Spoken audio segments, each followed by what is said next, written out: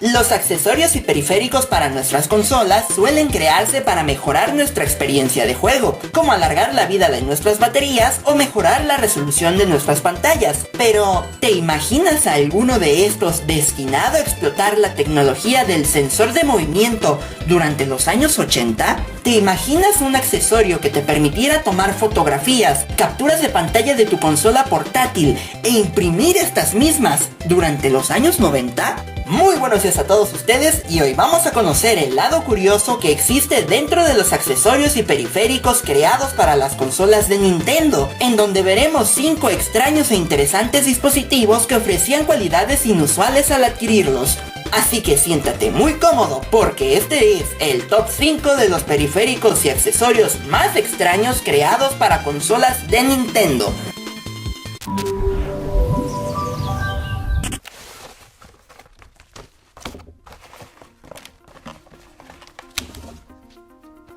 Comenzaremos este viaje por las extrañas invenciones para las consolas de Nintendo con un clásico artefacto que intentó introducir la tecnología del sensor de movimiento a la generación del sistema NES.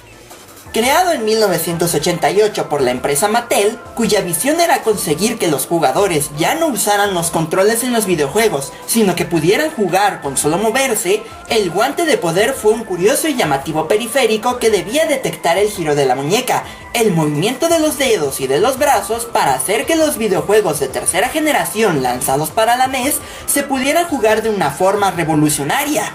Aunque como sabemos hoy día, este artilugio resultó ser uno de los peores periféricos que se han realizado, debido principalmente a que no funcionaba como debía ser. Al parecer, Mattel no comprendía la tecnología de detección de movimientos en aquella época, trayendo como consecuencia que el guante de poder tuviera una gran cantidad de fallos en cuanto a funcionalidad. Pues si movías el brazo hacia arriba, se esperaba que el personaje en cuestión saltara, pero era muy raro que esto ocurriera. Sumemos a la lista que el guante de poder solo tuvo 2 juegos, Super Glove Ball y Bad Street Brawler, diseñados específicamente para este periférico, mismos que fracasaron rotundamente cuando la crítica hizo añicos a este accesorio, fracasando tanto en Japón como en los Estados Unidos en las ventas. En el territorio europeo no llegó a darse a conocer debido a su gran fracaso en estos 2 territorios. Se habían anunciado también 2 juegos más en desarrollo para el guante, aunque debido al fracaso que ya se había generado y a las múltiples fallas que tenía el guante, estos jamás vieron la luz. Además, con el guante podías jugar también juegos desarrollados por Nintendo, así como de sus third parties, como por ejemplo Metroid, Castlevania o incluso el popular juego de Contra. Pero en lugar de optar por probar a ver si allí sí funcionaba bien, la gente prefería optar por un cómodo y muy superior control que venía incluido con su consola.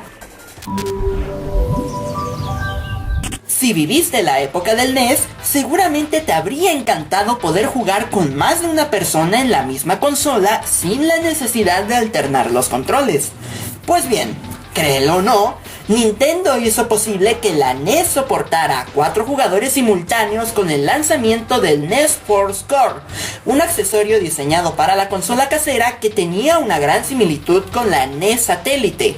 Lanzada en 1990 por la propia Nintendo, Score era un accesorio multitap en el cual se permitía conectar hasta 4 controles para la NES al mismo tiempo, brindando a los jugadores la capacidad para jugar con un mayor número de personas sin la necesidad de tomar turnos como venía siendo la costumbre desde la salida de la consola. Además funcionaba como una extensión para tus controles en caso de que quisieras jugar a una mayor distancia de tu monitor. En total fueron 25 juegos que sacaban provecho de Score, tales como Bomberman 2 y Pesadilla en la calle del infierno. Por su parte, Satélite fue el antecesor de Score a solo un año de diferencia. Su función era exactamente la misma, pero permitía además que pudieras conectar controles inalámbricos a la consola, además de expandir el rango de alcance. Pues mientras que un control inalámbrico de NES tenía un alcance de 3 pies, con Satélite llegabas hasta 15 pies, gracias a su sistema de infrarrojo. La única desventaja de Satélite es que consumía 6 baterías de tipo C, pero era compatible con todos los periféricos que hasta la fecha existían, siendo altamente destacada y reconocida en su época.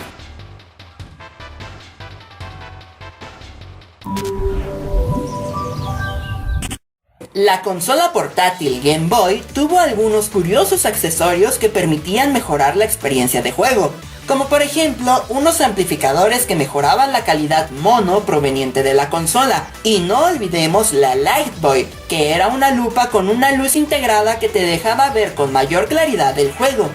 Pero si nos vamos a algo que realmente fuera llamativo, útil y bastante práctico, entonces nos tenemos que remitir al Handy Boy, un accesorio que convertía a tu Game Boy en una navaja suiza. Handy Boy había llegado para solucionar de un solo golpe todos los pequeños fallos de diseño que tenía la portátil, convirtiéndola así en el sistema de videojuegos definitivo.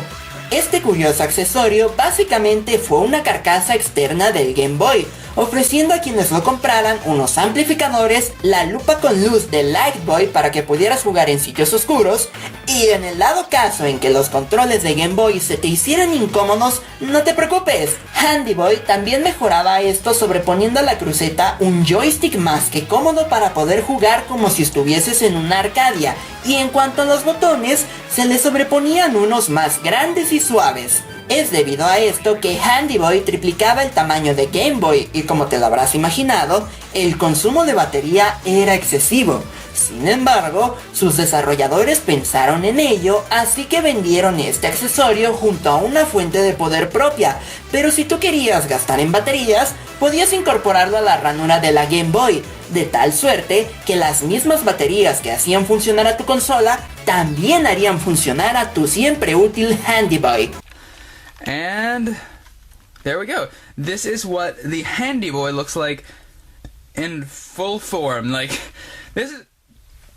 I think it's funny that it was technically called a multifunction enhancement for the Game Boy, but it looks like it's halfway to transforming into Optimus Prime. Luego de haber visto un accesorio multifacético, vamos ahora a algo que no era tan funcional para una portátil. La Game Boy, como ya mencioné, tuvo accesorios raros, y uno de ellos fue la Game Boy Camera junto a su impresora. Actualmente este accesorio no deja de ser ridículo, aunque para 1998 contar con una cámara en tu dispositivo era sinónimo de avance tecnológico. La Game Boy Cámara pasó a la historia como un accesorio extraño y poco funcional, pues la resolución de las capturas era de mala calidad, logrando apenas tomar fotos de 128 por 112 píxeles, todas ellas en blanco y negro. Esta cámara se componía de un cartucho enorme para la consola portátil con una gran cámara redonda en la parte superior, y gracias al software que la acompañaba, podíamos tomar las fotografías que quisiéramos, pudiendo retocarlas mediante el uso del cartucho, dándole distintos efectos ópticos, además de poder dibujar encima de ellas y hacer algunos panoramas. En su momento, la Game Boy Cámara fue un accesorio muy atractivo, pues el tener una cámara a finales de los 90 era un lujo que no todos podían costear, siendo este accesorio mucho más barato que el resto de las cámaras que multiplicaban por 10 su precio original. Junto a la cámara se llegó a distribuir la impresora de la misma, cuya tecnología es semejante a la de cualquier impresora de tickets de supermercado, contando con un rollo de papel continuo autoadhesivo en el que se imprimían las imágenes, pudiendo llegar a imprimir 180 fotografías que podíamos pegar en cualquier parte.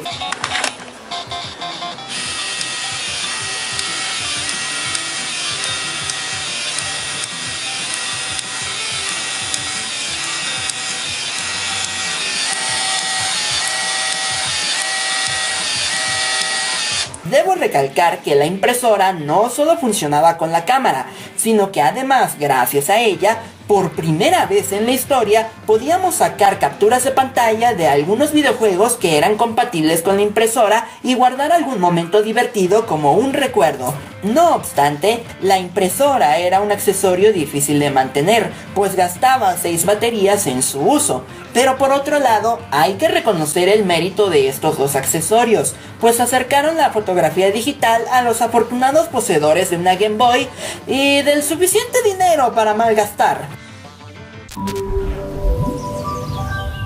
En el último puesto vamos a conocer a uno de los accesorios más extraños que se hayan hecho para las consolas de Nintendo. La Game Boy también recibiría un accesorio orientado a la medicina, cuyo propósito particular era ayudar a los médicos a calmar a los niños que van a ser operados mientras son sedados con óxido nitroso. Te presento al Pedisedate, un casco para anestesiar a los pacientes jóvenes creado por el Dr. Geoffrey Hart. Pedisedate es un casco que cuenta con audífonos que se pueden conectar a la consola con el propósito de que el niño se tome el proceso de la cirugía como un juego. El paciente que tiene este dispositivo realmente no está consciente de que es sedado mientras se divierte jugando sanamente.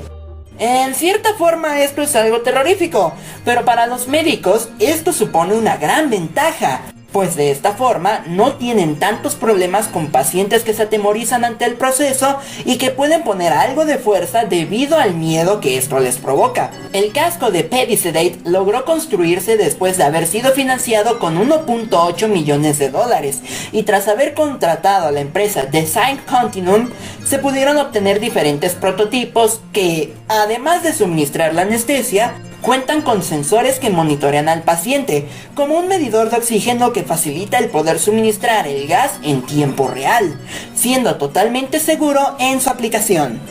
Sin embargo, debemos tener en cuenta que este accesorio está diseñado exclusivamente para la medicina y el ámbito profesional, por lo que no saldrá a la venta en el mercado común, pues además puede ser peligroso en las manos equivocadas.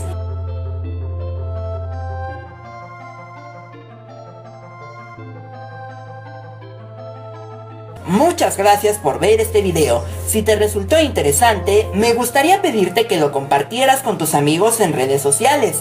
No olvides suscribirte a mi canal y darle a la campanita para que no te pierdas de ningún video nuevo. Eso me ayudaría muchísimo a seguir adelante con este tipo de contenido. Me despido no sin antes preguntarte lo siguiente: ¿qué otro accesorio curioso o raro conoces? ¿Qué opinas de los accesorios que te presenté el día de hoy? Déjame tus opiniones en la caja de comentarios y espero que mi trabajo haya sido de tu agrado.